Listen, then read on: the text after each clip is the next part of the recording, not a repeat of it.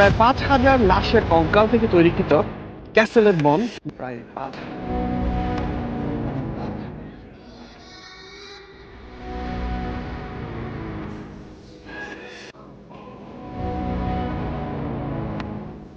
যেখানে আমি আছি সেটা হচ্ছে পর্তুগালের ইভোরাতে।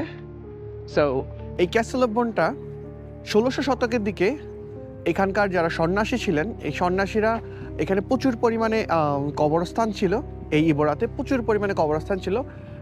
কথায় আছে যেটা অনেক বছর আগে কোনো এক যুদ্ধের সময় কিছু সৈনিক, রোমান থেকে শুরু করে বিভিন্ন দেশে কিছু সৈনিক মারা গিয়েছিলেন।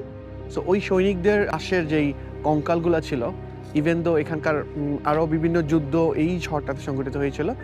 এই যুদ্ধে যেই সৈন্যরা মৃত্যুবরণ করেছে তাদের ইভেন প্লাস লোকাল এরকম ৫,০০০ কবরস্থান ছিল এই ইবোরা শহরে। এই ৫,০০০ কবরস্থানের যেই হাড়গুলো ছিল, সেই কঙ্কালগুলো থেকে, সেই হাড় থেকেই তৈরি করা হয়েছে এখানে এই ক্যাসেল অফ বনটা। সো আমি এখন প্রবেশ করতেছি ক্যাসেল অফ বনের ভেতরে, যেখানে প্রবেশদ্বারই লেখা আছে। সো এখানে সিরিয়ালে দাঁড়াতে হবে। এই ক্যাসেল অফ বর্নের ভিতরে প্রবেশ করার আগেই এখানে যে লেখাটা দেখছেন, এই লেখাটা মানে হচ্ছে আমরা যারা এখানে হার হয়ে আছি তোমাদের জন্য অপেক্ষা করছি। এবং এটা খুবই ভীতকর একটা লেখা, যে আমরা এখানে প্রায় ৫,০০০ মতো মানুষ হার হয়ে এখানে আছে এবং তারা আমাদের জন্য অপেক্ষা করছে। এই লেখাটা মানে হচ্ছে এটা। স্যার আমি প্রবেশ করি এটাতে, প্রবেশ করলাম। পুরো শরীরের ইয়েগুলো একদম কাটা কাটা দিয়ে গেছে, লোম দাঁড়ায় গেছে। এই যে এখানে সবগুলো হচ্ছে কঙ্কাল, অরিজিনাল মানুষের কঙ্কাল এগুলো সব। এই যে মানুষের মাথার খুলি, প্রতিটা জিনিস একদম অরিজিনাল এখানে। এই যে মানুষের মাথার খুলি, এখানে মাথার খুলি, ছোট ছোট বাচ্চাদের মাথার খুলি এই যে দেখা যাচ্ছে এখানে, এবং হাতের কনুইয়ের যে হাড্ডিগুলো, এই পুরোটা হচ্ছে ইয়ে দিয়ে। এবং ১৬০০ শতাব্দীর দিকে এটা তৈরি করা হয়েছিল এই ক্যাসেলের।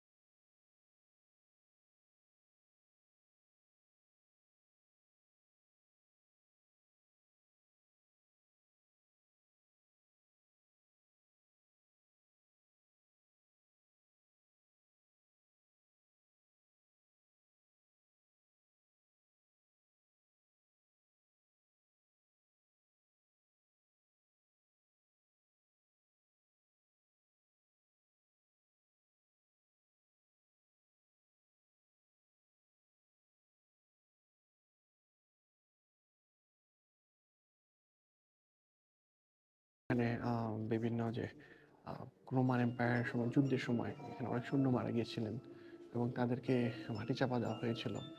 তো তাদের কঙ্কালও থাকতে পারে এখানে।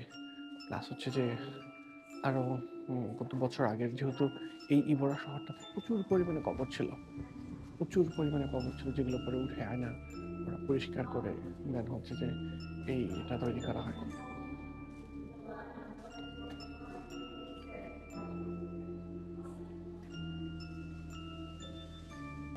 আমাদের পুরো জীবনে আমার মনে হয় যে এইরকম কিছু জায়গা ভ্রমণ করা প্রয়োজন।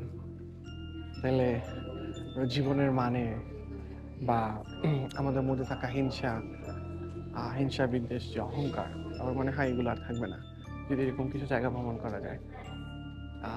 এই যে এত মানুষ এখানে, প্রায় 5,000 মানুষ এখানে, মানুষের কঙ্কাল এখানে, এই 5,000 মানুষ কিন্তু একটা সময় পৃথিবীতে বিচরণ করেছে, তম্বুবরে তারা পৃথিবীতে বিচরণ করেছে, কিন্তু আজকে এই মানুষগুলো তাদের শেষ পরিণতি। So, আমরা দুনিয়াতে যারা আছি তারা একদিন সবাই চলে যেতে হবে। এই দুনিয়ার জন্য আমরা যত কিছু করি আমরা দুনিয়ার জন্য, আসলে হয়তো ক্ষণিকের জন্য, কিন্তু আমরা যারা বুঝি, আমরা যদি কখনো বুঝি যে আসলে দুনিয়াটা একদম ক্ষণিকের জন্য, আমাদের চিরস্থায়ী আমরা এখানে থাকতে পারবো না। আমার খুব নিজের থেকে খুব বেশি লাগতেছে যে আসলে একটা সময় কিন্তু আমার শেষ পরিণতি এরকম হবে, যে কঙ্কালগুলো এখানে দেখা যাচ্ছে কিন্তু আমারটা মাটিতে মিশে যাবে, আমার চিহ্ন থাকবে না। আজকে যেখানে 5,000 মানুষের এই কঙ্কাল, আমরা কেউই জানি না যে তারা কারা, কার ভাই, কার বোন, কার সন্তান, আমরা কেউ জানি না। ঠিক এরকম করে আমরা যারা পৃথিবীতে এখন আছি, একটা সময় আমাদের নাম চিহ্ন সবকিছু মুছে যাবে, সবকিছু মুছে যাবে।